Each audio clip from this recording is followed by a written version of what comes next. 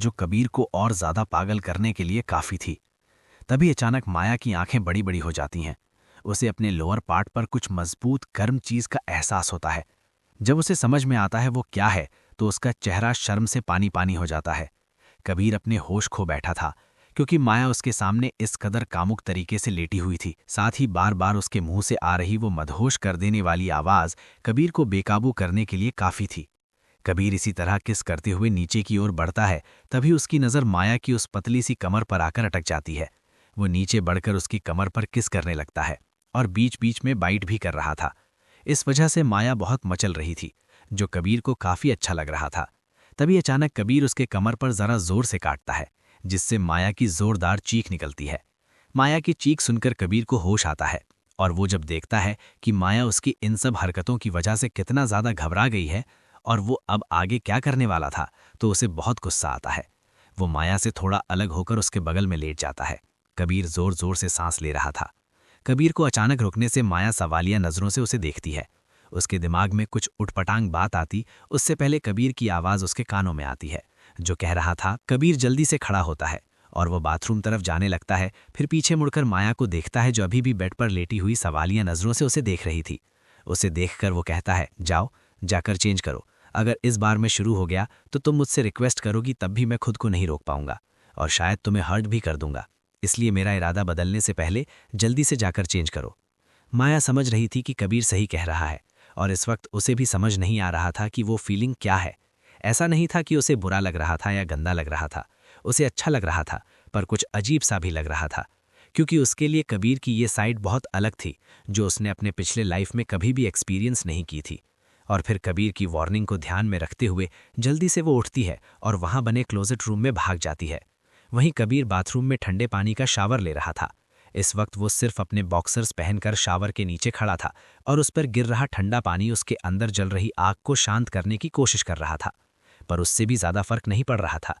कबीर खुद को शांत करने के लिए पानी का टेम्परेचर और ज्यादा ठंडा करता है और खुद से कहता है, नहीं, मैं अगर आज अपनी लिमिट क्रॉस कर देता तो कम ही सही, अब जाकर हमारे बीच में चीजें ठीक होना शुरू हो रही हैं, वो शायद बिगड़ जाती। मुझे पता है तुम मुझे वो सब करने के लिए नहीं रोकती, पर मुझे सब समझ आ रहा था कि वो इसके लिए तैयार नहीं है। फिर वो खुद से वादा करता है कि वो माया को उसके पूरे मन के साथ अपनाएगा, उसके पूरे मन के साथ उसके करीब जाएगा। अगर माया को जरा भी हिचकिचाहट हुई तो वो उसी वक्त उससे दूर चला जाएगा। वो कभी उसके साथ जबरदस्ती नहीं करना चाहता था। उसे उन दोनों में जो प्यार है वो दोनों तरफ से चाहिए, ना कि वो खुद को माया के ऊपर फोर्स करे और माया गिल्ट की वजह से उसके करीब आए। जब भी दोनों के बीच प्यार हो, तब दोनों में सिर्फ प्यार हो, कोई पछतावा, गिल्ट या मजबूरी ना हो। ये सब सोचकर वो अपनी आंखें बंद कर उस ठंडे पानी के शावर के नीचे खड़ा रहता है। अब तक हमने देखा कि सिया की खबर मानव जानबूझकर राव परिवार तक पहुंचाता है और उसी के चलते राव परिवार सिया को ढूंढते ढूंढते मानव के विला तक आ जाता है। इस वक्त वो सभी लिविंग रूम में सोफे पर बैठे हुए थे और वहीं मानव वहां बने बड़े से सिंहासन जैसे सिंगल सोफे पर किसी महाराजा की तरह बैठा हुआ था। उसके चेहरे पर कोई इमोशन नहीं थे, पर उसका आसपास का ऑरा बहुत ज्यादा खतरनाक वाइब दे रहा था, जो वहां बैठे चारों को अच्छे से समझ आ रहा था। अविनाश राव सिया के पिता, राम अधीर नक्श सिया के भाई। क्योंकि मानव बजाज कोई ऐसा आदमी नहीं था जिसे हल्के में लिया जा सकता है या यूं ही उससे कुछ भी कहा जा सकता है। सभी जानते हैं कि मानव बजाज अंडरवर्ल्ड किंग और पत्थर दिल इंसान है, जिससे सब लोग यमराज भी कहते हैं। वो किसी को भी बिना पलकें झपकाए मार भी सकता है और उस इंसान को इस हद तक मजबूर कर सकता है कि वो खुद उससे मौत की भीख मांगे। यूं ही नहीं, पूरा इंडिया, पूरा अंडरवर्ल्ड उसके नाम से कांपता है। किसी को कुछ ना बोलता देख मानव अपनी खतरनाक आवाज में सामने बैठे राव परिवार की ओर देखते हुए कहता है, आपकी यहां आने की वजह? मानव की इस बात पर अविनाश जी कुछ कहते उससे पहले वहां बैठा उनका बड़ा बेटा राम कहता है, मिस्टर बजाज, हम यहाँ एक बहुत ही जरूरी काम से आए हैं।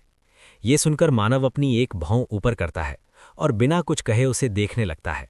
राम अपनी बात आगे जारी करता है, हम यहाँ सिया को लेने आए हैं। जिस पर मानव कुछ नहीं कहता और उन्हें एकटक घूरे जा रहा था। उसकी नज़र ऐसी थी जैसे वो उनकी आत्मा तक को देख सकता हो। इस वजह से पता नहीं क्यों, पर वहां मौजूद सबको बहुत घबराहट महसूस हो रही थी, पर किसी ने ये अपने चेहरे पर आने नहीं दिया। मानव सिर्फ एक शब्द कहता है, वाय।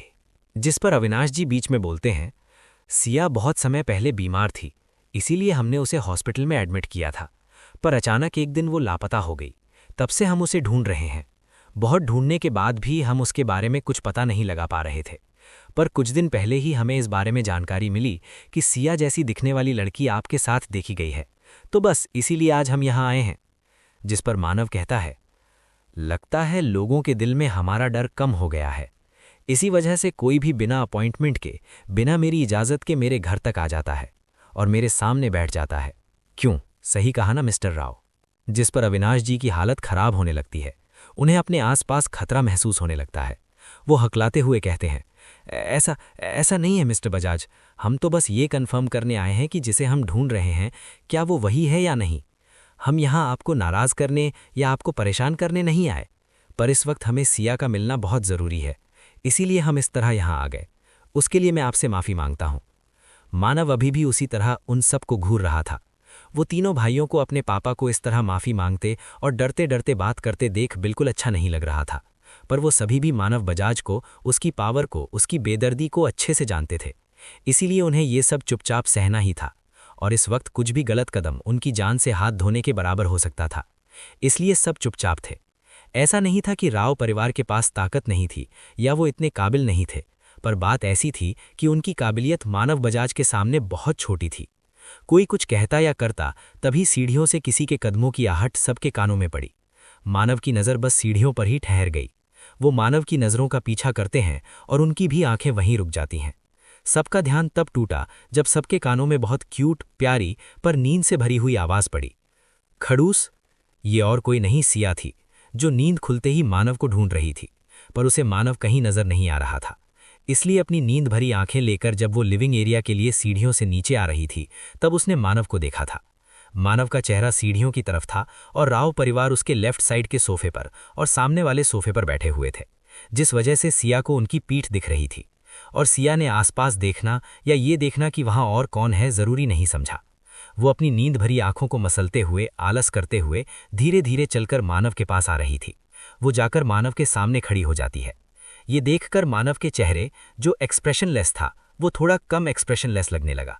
उसकी आंखों में कुछ हल्के इमोशंस देखे जा सकते थे, पर यह बात कोई जल्दी नोटिस नहीं कर पाता था, क्योंकि ये बहुत कम समय के लिए होता था।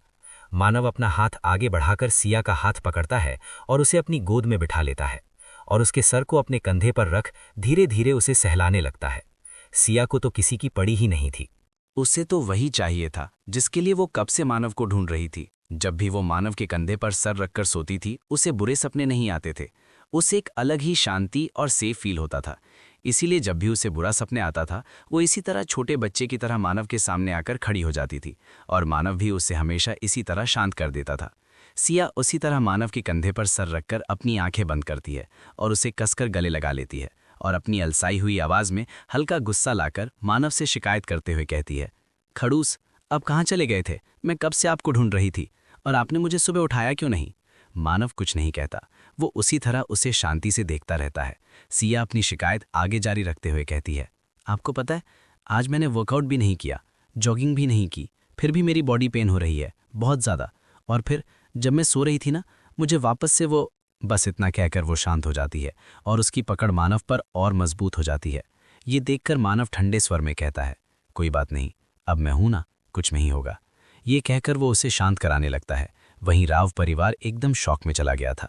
उन चारों को तो 880 वोल्ट का झटका लगा था जब उन्होंने सिया को वहां देखा था, और उसके बाद एक के बाद एक झटके, वो भी तगड़े वाले, क्योंकि सिया जैसे ही आकर मानव की गोद में बैठी, उन सबकी जान हलक में आ गई थी। मिस्टर अविनाश राव की तो दिल की धड़कन ही रुकने वाली थी।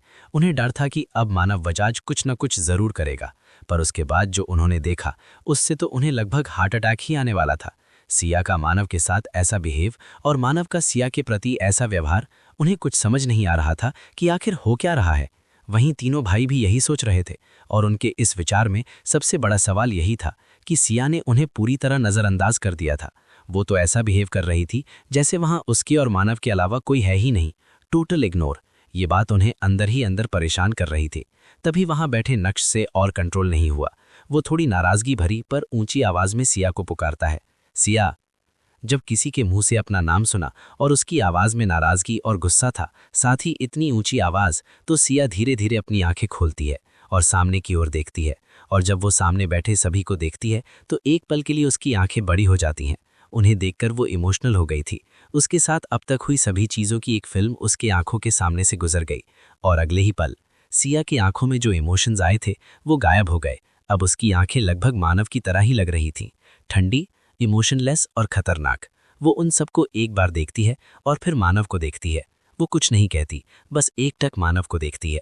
मानव उसके सवाल बिना कहे ही समझ जाता है और कहता है, ये लोग कह रहे हैं कि ये तुम्हें ढूंढने आए हैं, तुम इन्हें जानती हो? सिया एक बार उन सबको देखती है और फिर मानव की ओर देखते हुए बोलती है, खड़ूस, मुझे नहीं पता ये सब कौन है, और कल आकर कोई भी तुम्हें कहेगा कि वो मुझे जानता है तो तुम क्या किसी को भी इसी तरह हमारे घर में आकर खड़ा कर दोगे? ये बात उसने बहुत गुस्से में कही थी। उसकी इस बात पर मानव के चेहरे पर एक ईविल मुस्कान आ गई। वहीं उसकी बात सुनकर तीनों भाइयों के चेहरे पर जो कुछ वक्त पहले अलग अलग इमोशंस थे वो अचानक दर्द और थोड़ी निराशा में बदल गए। उनके कानों में बार बार एक ही शब्द गूंज रहा था, कोई भी। फिर मानव राव परिवार के आए सभी सदस्यों को देखता है और उन्हें एक मजाक उड़ाने वाली स्माइल के साथ कहता है, जैसा कि आपने सुना, डार्लिंग ने कहा वो आप सबको नहीं जानती, बात खत्म। अब मुझे लगता है आप सभी को जाना चाहिए। वैसे भी काफी समय बर्बाद कर चुके हैं आप। तीनों भाइयों को समझ नहीं आ रहा था कि सिया ऐसा क्यों कर रही है। फिर वो कुछ सोचते हैं। वही सिया जो उन्हें देखकर भागते हुए उनके पास आती थी, उनका अटेंशन पाने के लिए क्या कुछ नहीं करती थी, वो आज उन्हें पहचानने से इनकार कर रही है। वो बहुत अलग लग रही थी, पर उन्हें लगा वो कुछ ज्यादा सोच रहे हैं।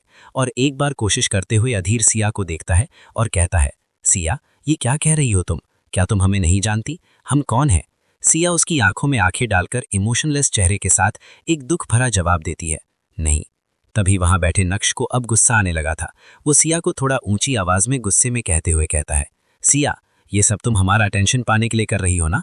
अगर तुम्हें लगता है कि ऐसे करने से जो तुमने रागिनी के साथ किया है हम उसे भूल जाएंगे तो ये तुम्हारी बहुत बड़ी गलतफहमी है। पर एक सच ये भी है कि हमारे ना चाहते हुए भी तुम राव परिवार की सदस्य हो और हम तुम्हें लेने आए हैं। तुम्हें पता है तुम्हारे अचानक ऐसे भाग जाने से हम सबको कितनी प्रॉब्लम हो रही है।